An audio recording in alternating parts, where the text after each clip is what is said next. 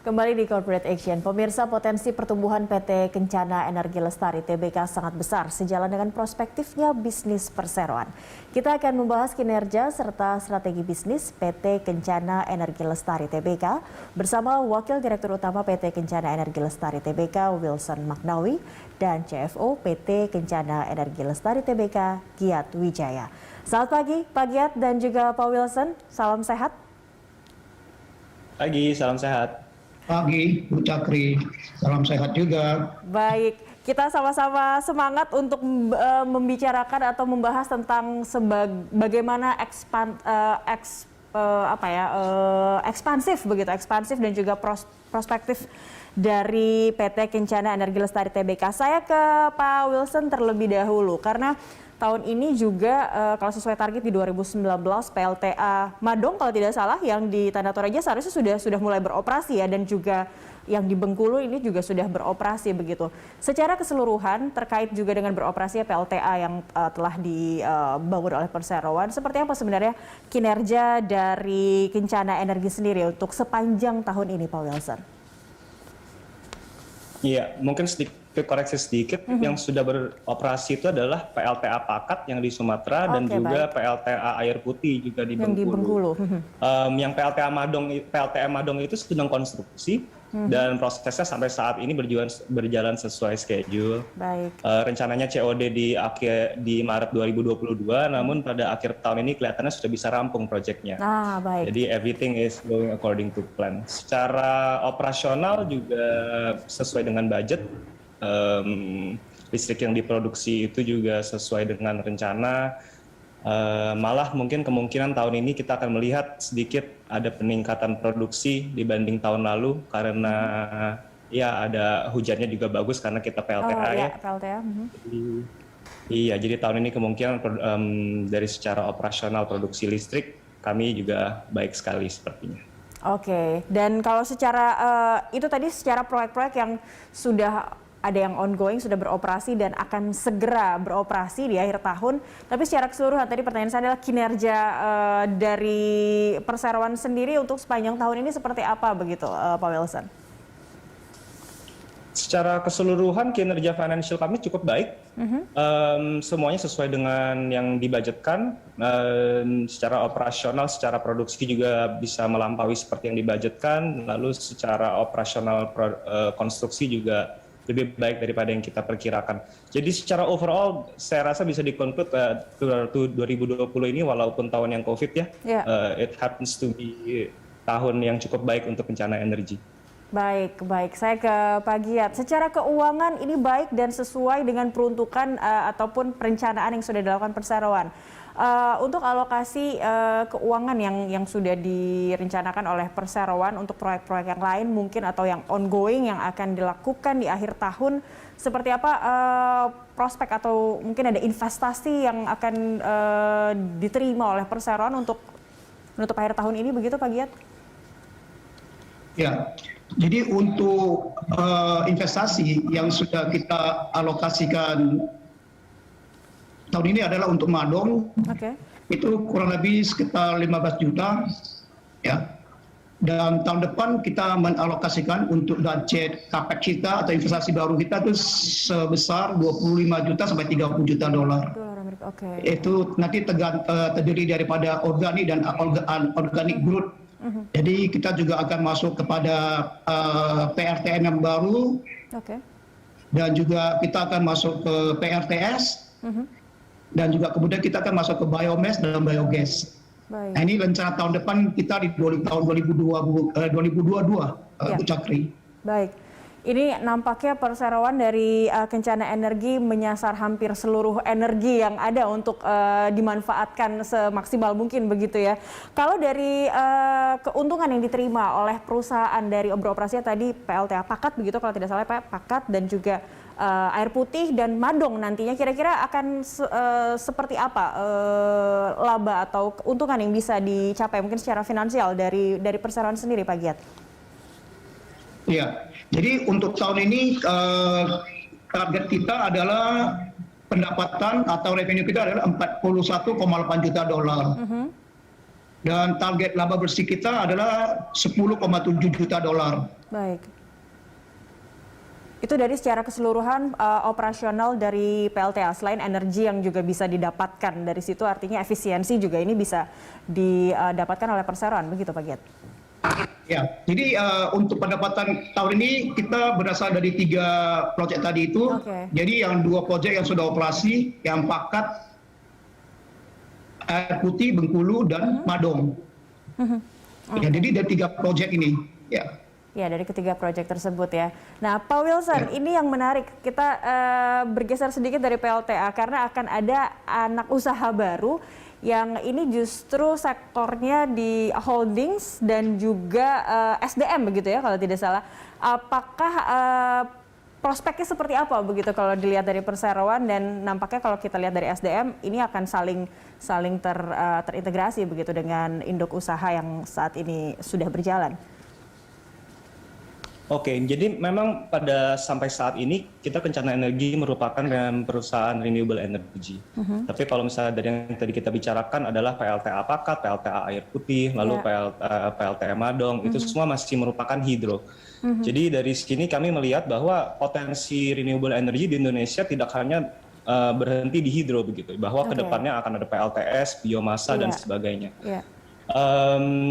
Karena itu kita jadi membuat satu perusahaan holding yang untuk kita struktur sedemikian rupa agar holding tersebut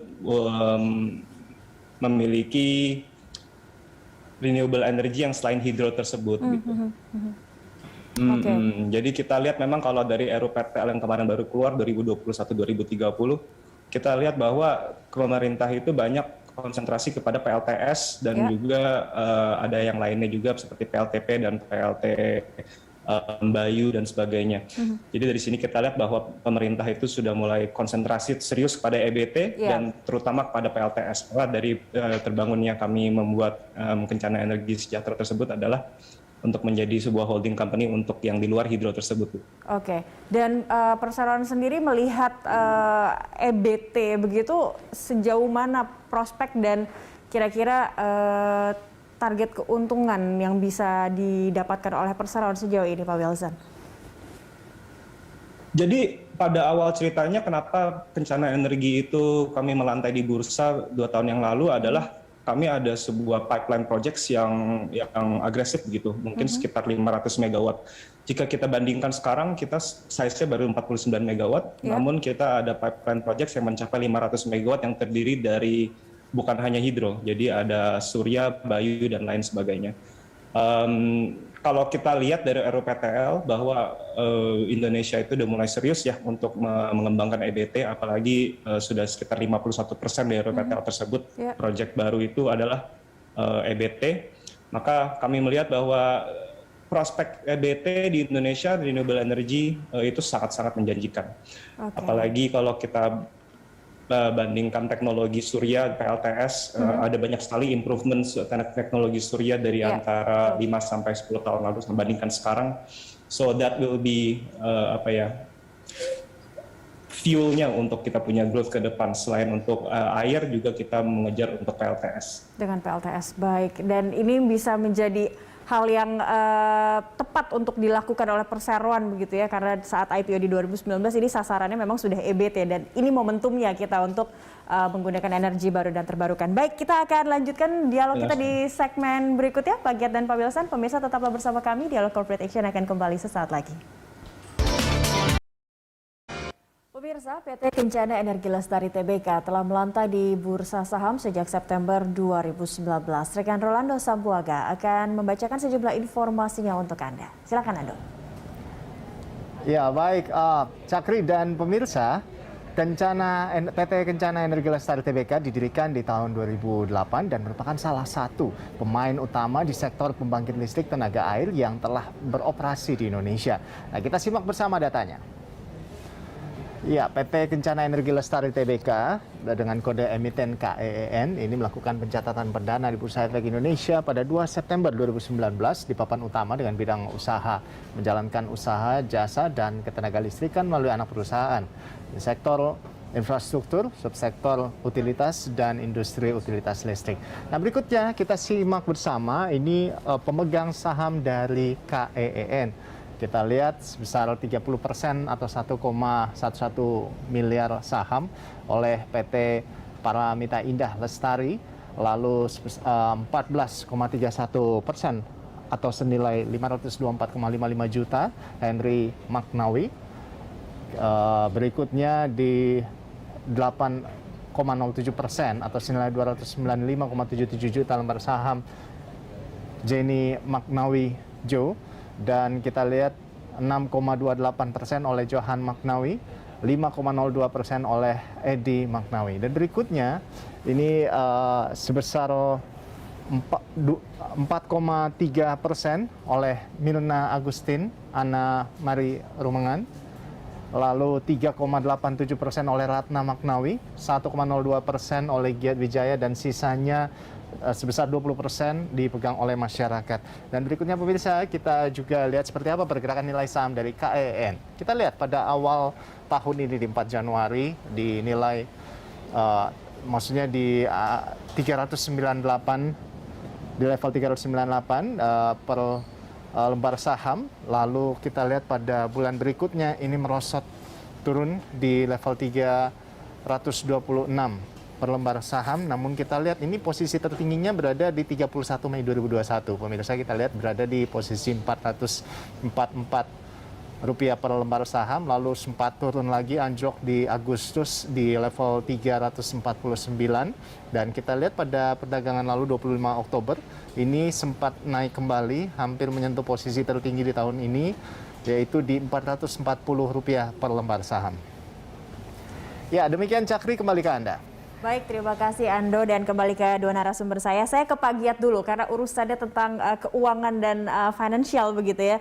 Kalau kita melihat pergerakan saham dari KEN, Pak Giat, seperti apa Anda melihat kinerja saham perseroan? Karena nampaknya ini cukup volatile tapi stabil karena kemarin naik lagi begitu di harga 440.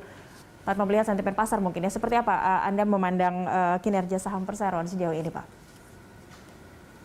Ya, Bu Cakri. Jadi kalau kita lihat dari segi fundamental, jadi perusahaan berkembang cukup bagus, ya, dan juga dari segi kinerja keuangan sangat bagus. Baik.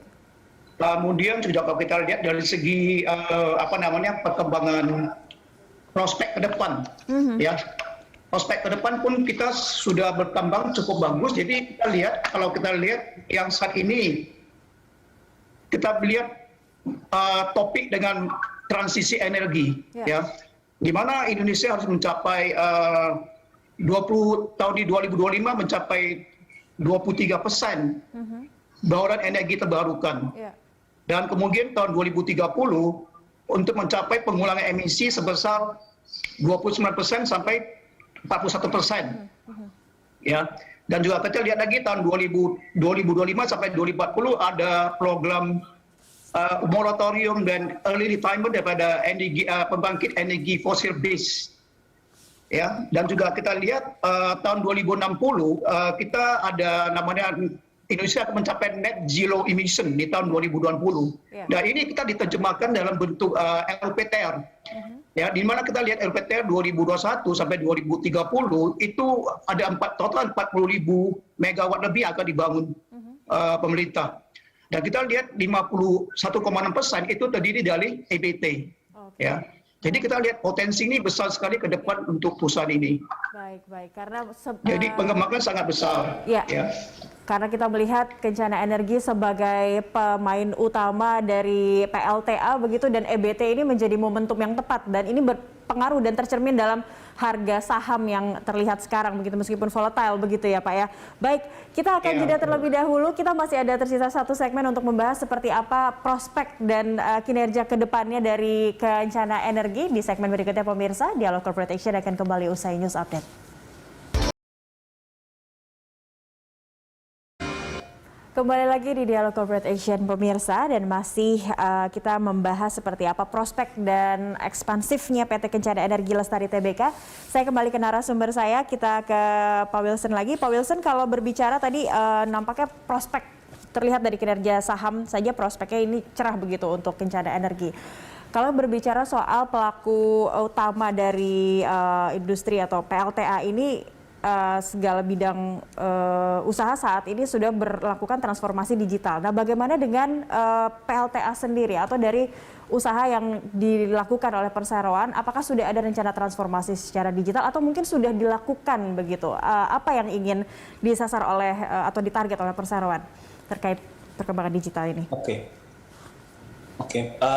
Jadi pada perusahaan renewable energy seperti kami itu, karyawannya tidak perlu banyak gitu. Dari segi operator juga dari pembangkit operatornya hanya sedikit.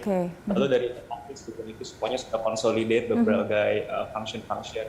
Jadi memang di sini walaupun karyawannya tidak banyak, namun kami sadar kontrol sistem itu juga tetap harus di in place, dan kontrol sistem itu paling baik adalah melalui digitalisasi.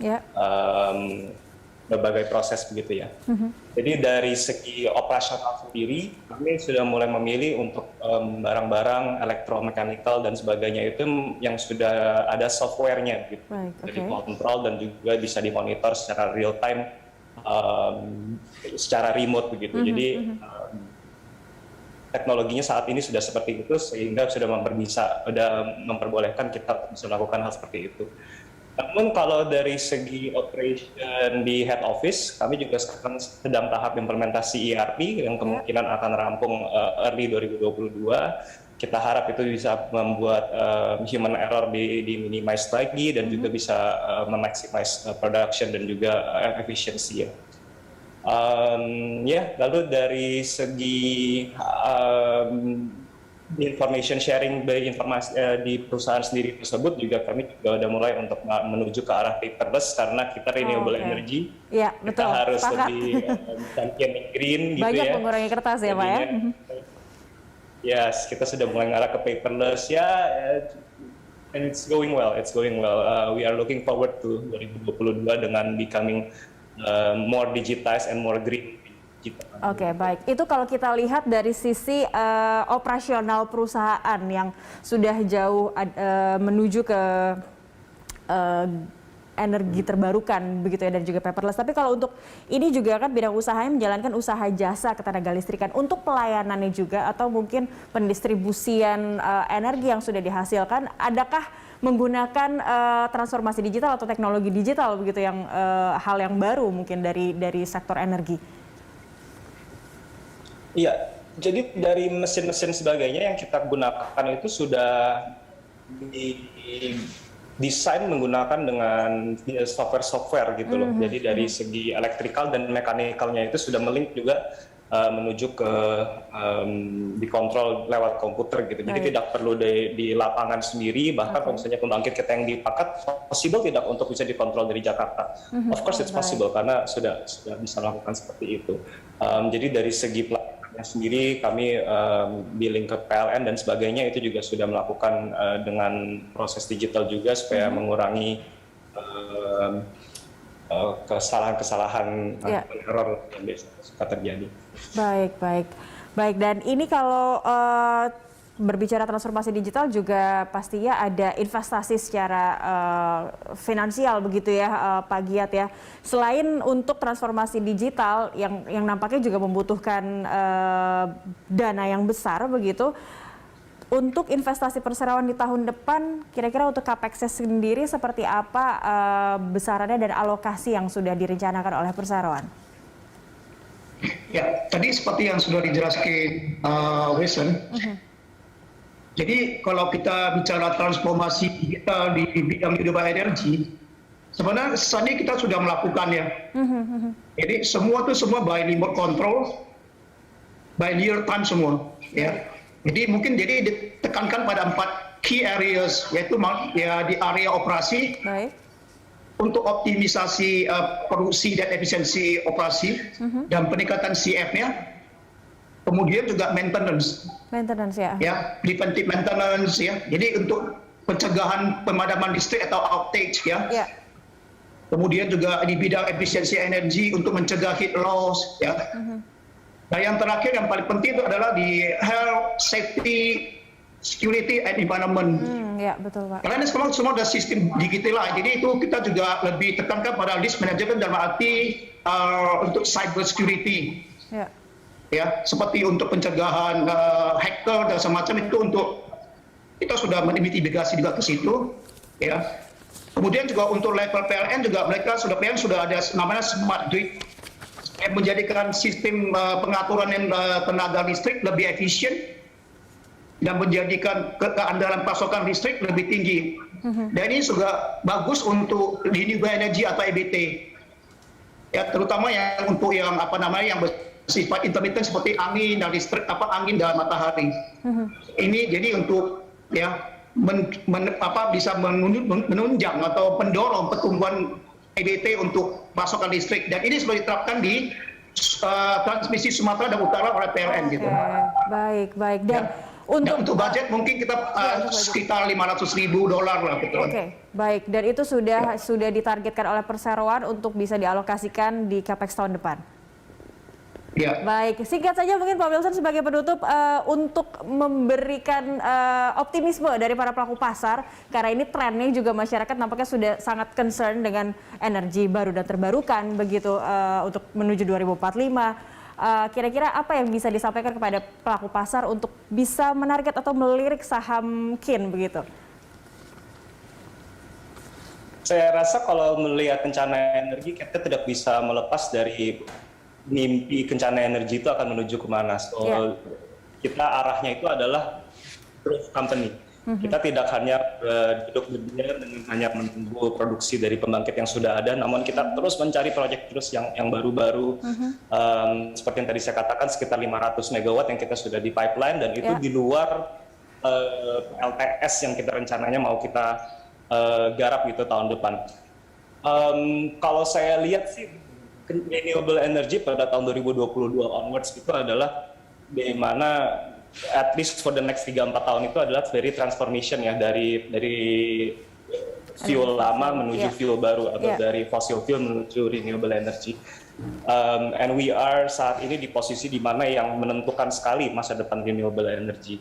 Jadi kalau misalnya saat ini kita merupakan di posisinya barusan posisi 1 atau posisi 2, gigi 1, gigi 2, kami kemungkinan besar itu targetnya itu adalah untuk naik ke gigi 5, gigi 6 itu secepatnya gitu. Baik. Jadi memang kita we are a very aggressive, expensive company, tapi semuanya itu juga seperti yang saya katakan tadi harus kita dukung dengan digital transformation untuk dari secara control system yang lebih baik dan juga dari segi corporate governance yang lebih baik. Baik.